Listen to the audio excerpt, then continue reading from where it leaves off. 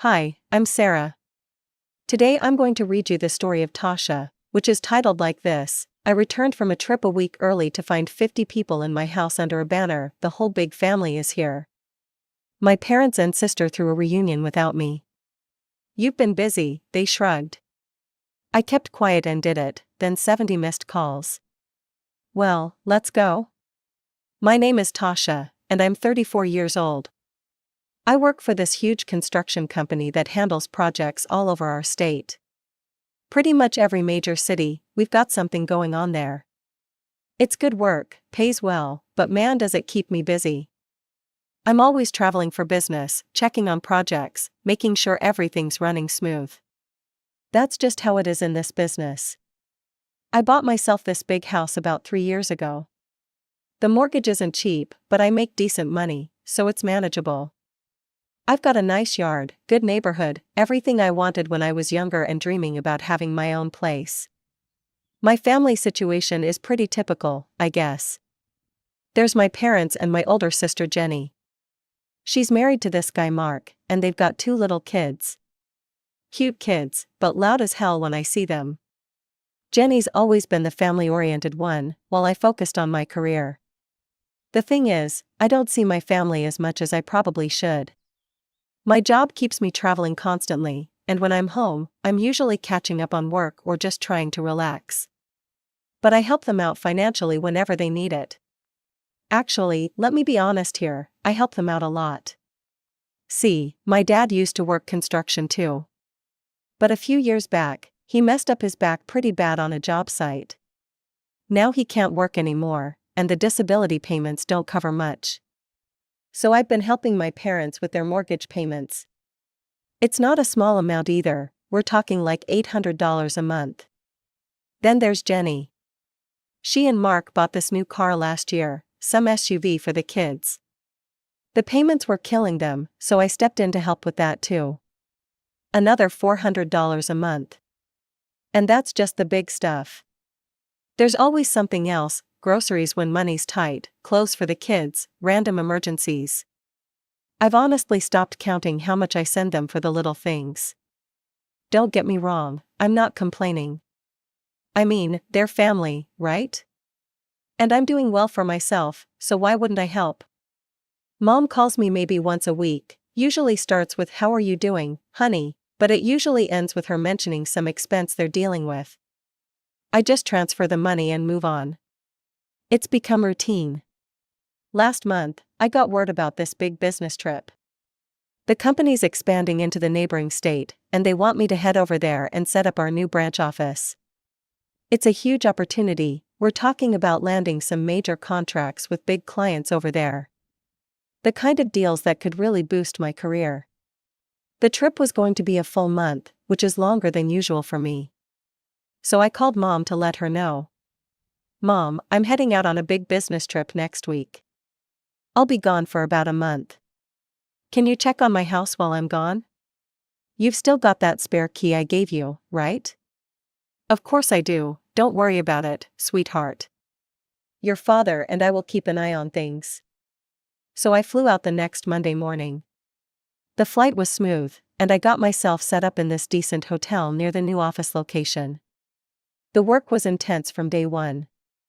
I had to coordinate with local contractors, meet with potential clients, handle all the paperwork for getting the branch officially running. 12-hour days were normal. But I'm good at what I do, and things started falling into place faster than expected.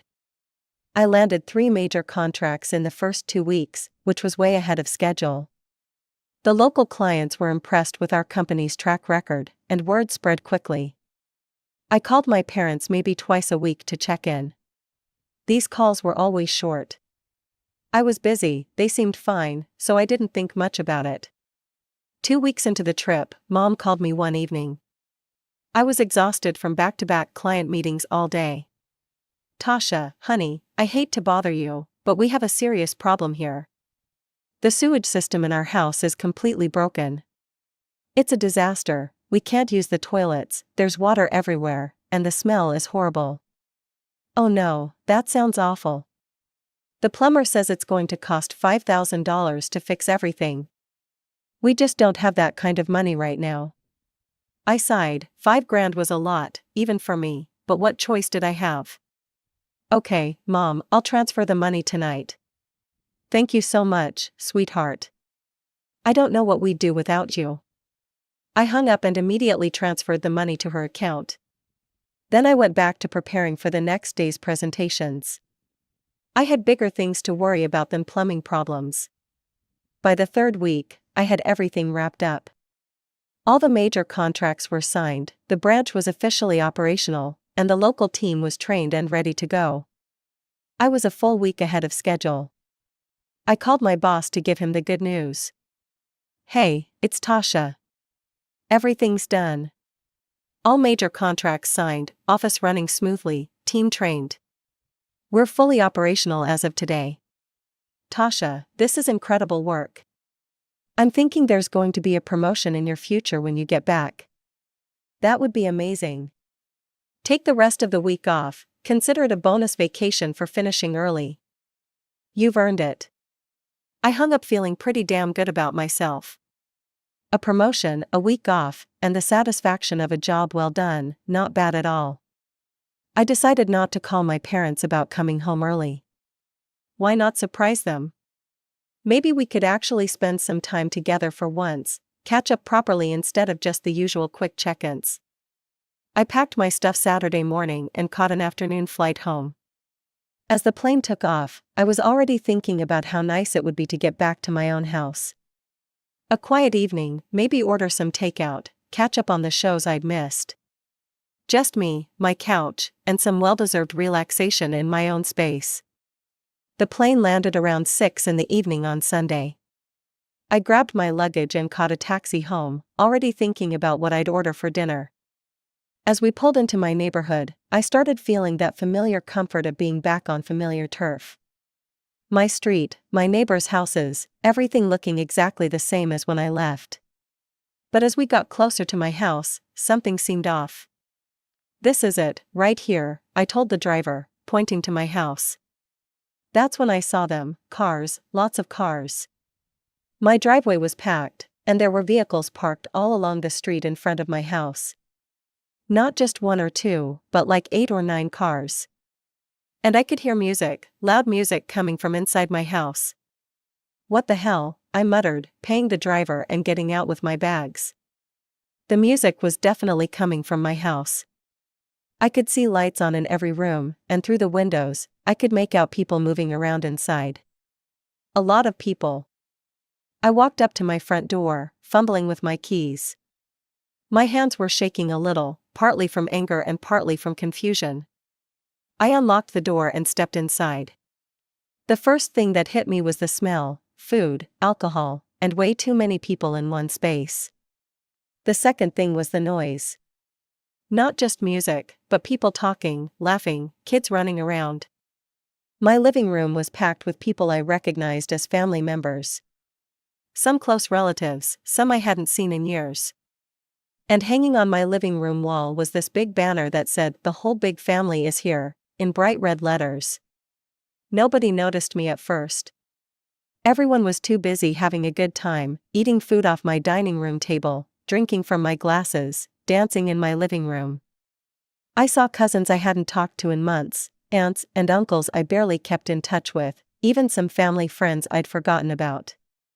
I dropped my luggage right there in the doorway and pushed through the crowd toward the stereo system.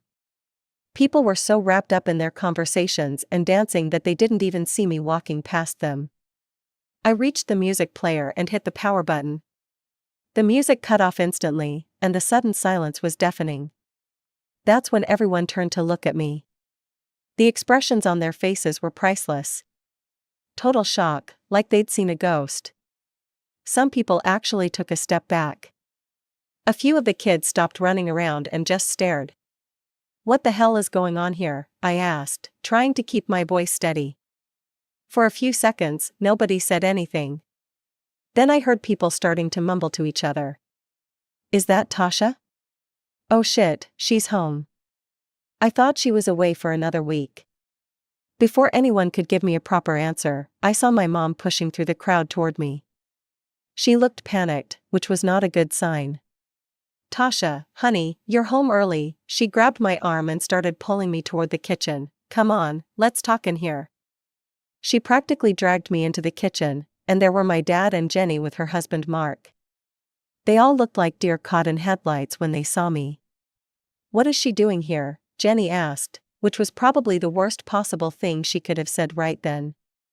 What am I doing here? I repeated, my voice getting louder. This is my house, Jenny, what are you doing here? Tasha, please keep your voice down, Mom said, glancing toward the living room where I could hear people still talking in hushed tones. Keep my voice down? Are you kidding me right now?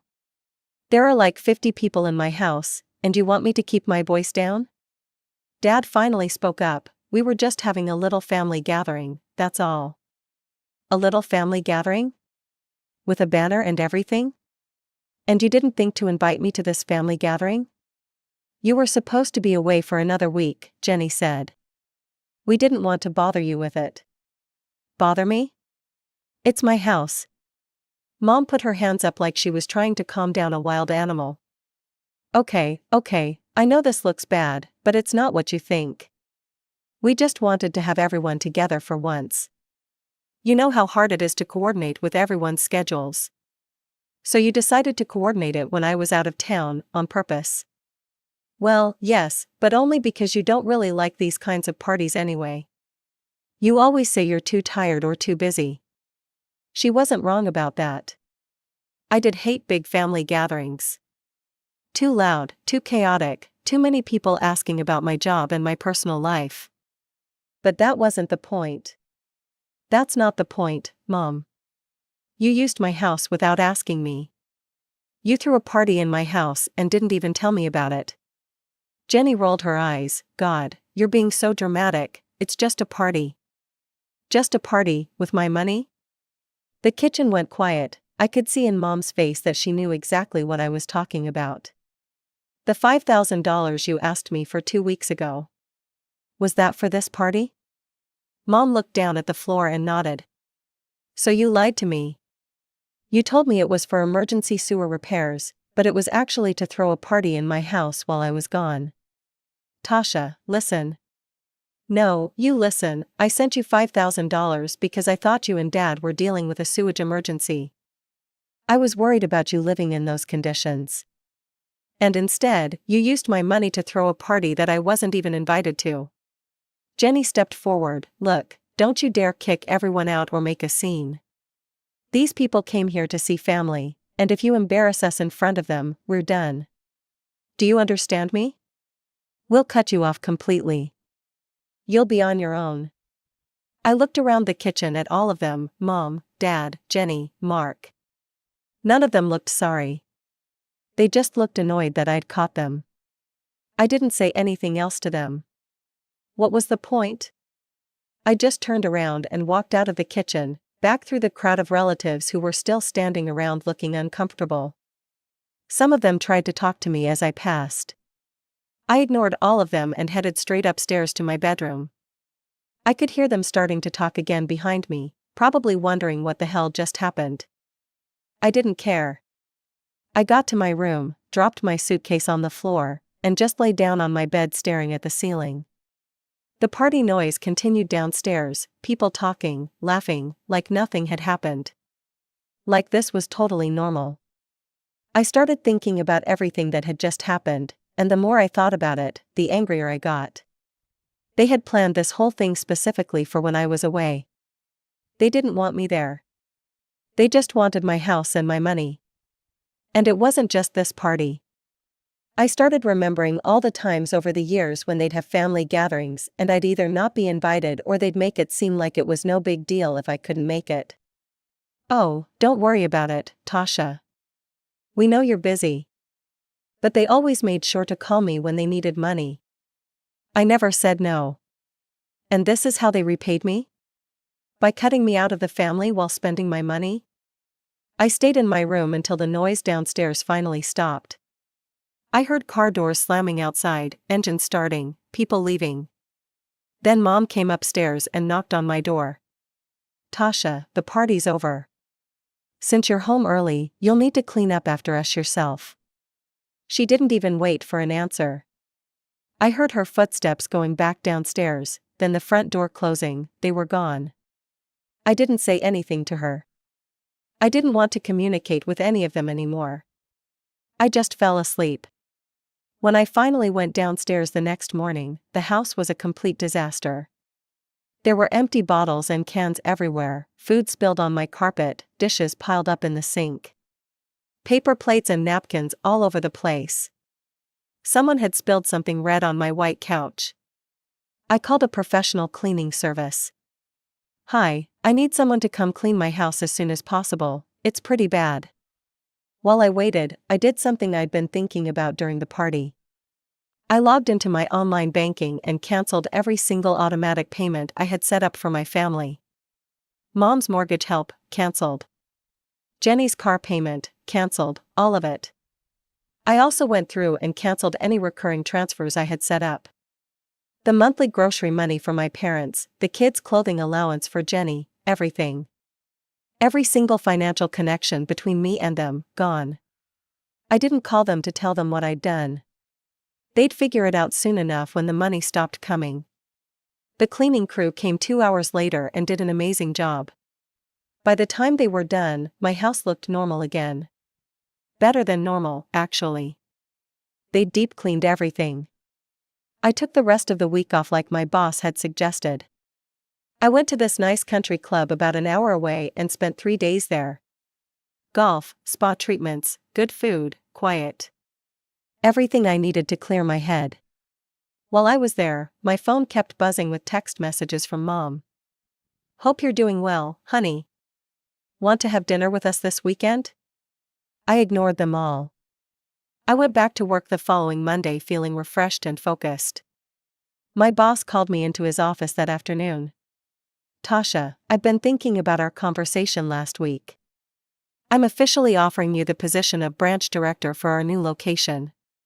It comes with a significant salary increase and full relocation assistance if you want it." "That's amazing, thank you. Think about it and let me know. There's no rush, but I'd love to have you leading that operation." I spent the week catching up on everything I'd missed while I was away. Work felt normal, productive. It was nice to be around people who actually appreciated what I did for them. Then, exactly 2 weeks after the party, my phone exploded.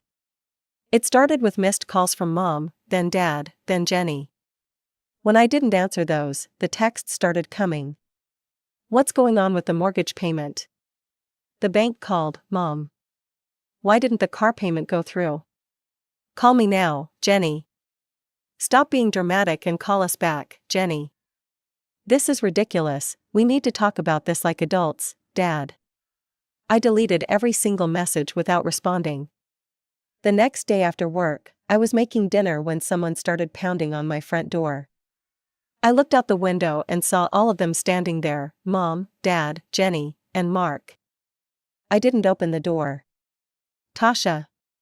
We know you're in there," Mom yelled through the door. Then I heard the sound of a key in the lock. Mom was trying to use her spare key to get in. But the lock didn't turn. "Why isn't the key working?" I heard her say to Dad. "Because I'd changed the locks the day after the party, that's why." They kept knocking and yelling for about 20 minutes while I sat at my kitchen table eating my dinner with noise-canceling headphones on. Eventually, they gave up and left. After that, other family members started calling. Cousins, aunts, uncles, people who'd been at the party. They all had the same message: I was being childish, it was just a party, I should forgive and forget. I hung up on every single one of them. A week later, I was leaving work when I saw Mom and Dad standing next to my car in the parking lot. I thought about turning around and going back inside, but I was tired of running away from this. I walked over to them. Mom immediately started crying. "Tasha, please, you're being so cruel, we're going to lose the house." "That's not my problem anymore," I said, unlocking my car. Dad stepped closer. "If you don't stop this nonsense, we're going to call your boss and tell him how you're treating your family." I actually laughed. "Go ahead. He already knows the whole story, and he thinks you guys are awful." I got in my car and rolled down the window. And if you keep showing up at my work or my house, I'm getting a restraining order. I drove away and left them standing there. A couple months passed after that parking lot confrontation. I thought maybe they'd finally gotten the message and would leave me alone. But I was wrong. I started seeing posts on Facebook from my parents and Jenny. Really dramatic stuff about how they might lose their house because of unpaid debts. Jenny posted photos of bills and wrote long captions about how she couldn't afford her car payments anymore and might have to sell the SUV. The posts were clearly meant to make me look bad. They didn't mention me by name, but anyone who knew our family situation would understand what they were talking about. Comments started pouring in from relatives and family friends. This is so sad, family should stick together. I can't believe someone would abandon their parents like this. Tasha should be ashamed of herself. Then other relatives started messaging me directly. People who hadn't talked to me in years suddenly cared deeply about family relationships. The funny part was, half of these people had asked me for money at some point too. My Uncle Dave sent me a long text about how disappointed he was in me. This is the same uncle who borrowed $2,000 from me 2 years ago to fix his truck and never paid me back. But sure, I'm the bad guy here. Aunt Linda called me crying about how my parents were such good people and didn't deserve this treatment. Aunt Linda, who asked me to help pay for her daughter's wedding last year. I gave them $1,500 for that. I ignored all of them, every message, every call, every guilt trip post on social media. I unfriended and blocked anyone who kept harassing me about it. That's when I seriously started considering my boss's offer about relocating to run the new branch. It wasn't just a career opportunity anymore. It was my chance to start over completely. I scheduled a meeting with him to discuss the details. I'd been thinking about the branch director position. I told him, I want it. When can I start? He smiled. I was hoping you'd say that. We can have you relocated within the next 2 months if that works for you. That works perfectly. The salary increase is substantial, and will cover all moving expenses. Plus, you'll be building something from the ground up over there. It's exactly the kind of challenge you thrive on. I'm excited about it. Well then, consider it official. Congratulations, Director. We shook hands, and I felt this huge weight lift off my shoulders. For the first time in months, I was genuinely excited about the future. I went home that night and started planning. I'd need to sell the house, which made me a little sad. I really did love that place. But keeping it didn't make sense if I was moving to another state permanently. I called a real estate agent the next day. I need to sell my house as quickly as possible. I'm relocating for work. The market's good right now. With a house like yours, we should be able to move it within a few weeks. Perfect. I also started going through my stuff, deciding what to keep and what to get rid of. It felt good, actually. Like I was shedding all the baggage from this part of my life. 2 weeks later, I got multiple offers on the house. I accepted one that was above asking price and had a quick closing date. I didn't tell my family about any of this. They'd find out eventually, but I wasn't going to give them advance notice so they could try to guilt me into staying or ask for one last handout. The week before I was supposed to leave, Jenny showed up at my work again. This time she was alone, and she looked terrible. Like she hadn't been sleeping. Tasha, please, just give me 5 minutes. I looked around. We were in the parking lot, and people were starting to stare. You have 2 minutes. We're really struggling. Mom and Dad might actually lose the house. I might lose the car. The kids are asking why Aunt Tasha doesn't come around anymore. None of that is my responsibility. We're family. No, we're not. You made that clear when you threw a party in my house and didn't invite me. You made it clear when you threatened to cut me off for being upset about it. You've never treated me like family. You've treated me like an ATM. That's not true. Really?